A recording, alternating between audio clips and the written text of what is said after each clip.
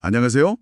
의사에서 백신 개발자, 또 성공한 CEO, 교수, 그리고 정치인까지 정말 다양한 길을 걸어온 인물이죠. 네, 오늘 저희가 함께 살펴볼 자료들은 바로 안철수, 이 한 인물을 둘러싼 정말 여러 가지 이야기, 또 시각들을 보여주고 있습니다. 맞습니다. 왜 어떤 사람들은 그에게 막 열광하고 또 다른 사람들은 비판적인지 그 복잡한 여정 오늘 한번 같이 따라가 보죠. 네, 특히 그 청취자님께서 보내주신 자료들에서도 보면요. 이 행보에 대한 해석이 엇갈리는 지점들이 꽤 눈에 띄더라고요. 그렇죠. 심지어 MBTI 유형조차 자료마다 다르게 언급될 정도니까 정말 다면적인 인물임은 분명해 보입니다. 맞아요. 그래서 오늘 저희 목표는 이 자료들을 바탕으로 안철수라는 인물의 뭐랄까 핵심을 좀 파악해보고 또 그를 둘러싼 여러 질문들에 대한 실마리 이런 걸 찾아보는 겁니다. 네, 좋습니다. 청취자님의 이해를 돕기 위해서 좀 흥미로운 지점들 위주로 짚어볼게요. 자, 우선 그 놀라운 경력 변화부터 시작해 볼까요? 의사에서 컴퓨터, 백신 그 V3 개발자로 변신한 거. 이거 자체가 당시엔 정말 큰 뉴스였잖아요. 그렇죠. 그때 스스로 복잡한 문제 해결에 좀 능한 TJ 유형이다.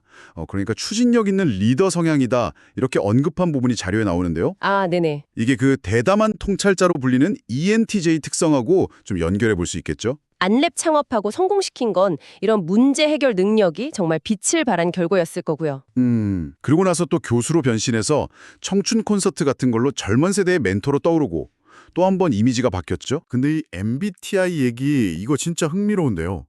처음엔 본인이 직접 TJ, 그러니까 추진력 있는 ENTJ 성향을 언급했는데 그 이후 자료들을 보면 논리적인 사색가, INTP나 용의 주도한 전략가, INTJ로 추정된다. 뭐 이런 분석이 나와요. 네, 맞아요. 심지어 본인도 역할에 따라 결과가 좀 달라졌다 이렇게 얘기했고요. 바로 그 지점이 참 재미있는 대목이에요.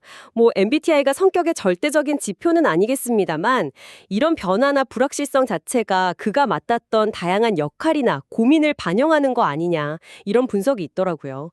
그러니까 인상 깊었어요. 아, 그렇군요. 예를 들면 그 영혼이 있는 기업 이런 가치를 내세운다거나 아니면 2024년에 여당 의원 신분으로 윤석열 대통령 탄핵 소추안을 찬성표 던진 거 이런 소신 행보는 좀 분석적인 INTP나 INTJ 특성과 연결해서 생각해 볼 여지가 있죠. 그렇네요. 진짜 하나의 틀로 딱 규정하기 어려운 인물이라는 점이 더 분명해지는 것 같습니다. 그런데 이런 그의 어떤 새로움이나 탈정치적 이미지, 이게 2011년 무렵에 그 소위 안철수 현상이라는 엄청난 열풍을 만들었잖아요. 아, 맞아요. 이 부분 자료에서도 꽤 비중 있게 다루고 있던데요. 네, 맞습니다.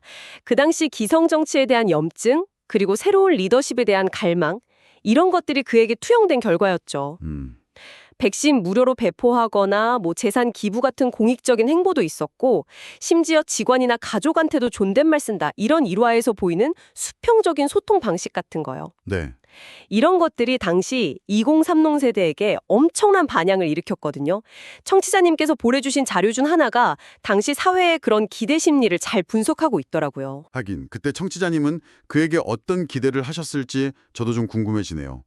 근데 이제 정치에 본격적으로 뛰어들면서부터는 평가 좀 복잡해지기 시작하는 것 같아요. 그렇죠. 특히 자료들이 그의 잦은 당적 변경 이 부분을 주목하고 있어요. 새정치민주연합에서 시작해서 국민의당, 바른미래당, 또다시 국민의당, 그리고 현재 국민의힘까지.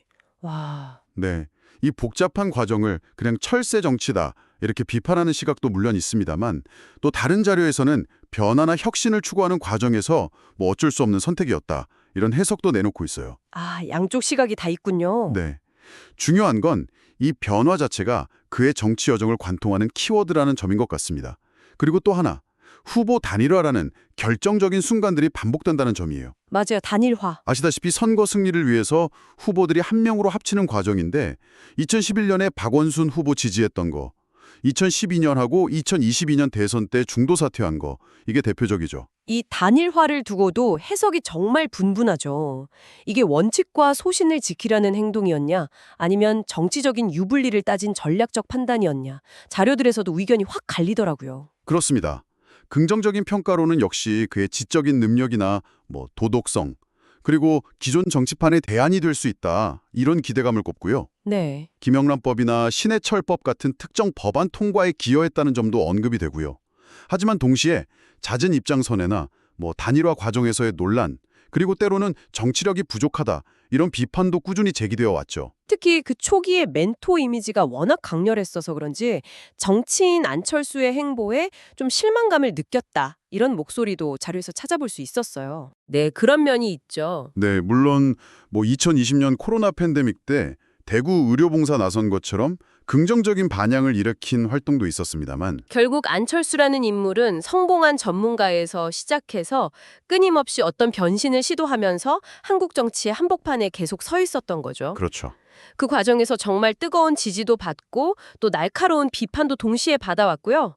오늘 청취자님께서 보내주신 자료들을 통해서 그의 이런 복잡한 면모를 다각도로 살펴볼 수 있었던 것 같습니다. 네, 정말 의사에서 정치인까지 그의 다채로운 이력과 선택들, 특히 최근 탄핵 찬성이라는 결정까지 놓고 볼 때 앞으로 그는 또 어떤 길을 가게 될까요? 글쎄요. 오늘 저희와 함께 살펴본 이 자료들을 바탕으로 청취자님께서는 그의 이야기에서 어떤 리더십의 모습을 발견하셨는지 한번 생각해 보시는 것도 의미 있을 것 같습니다.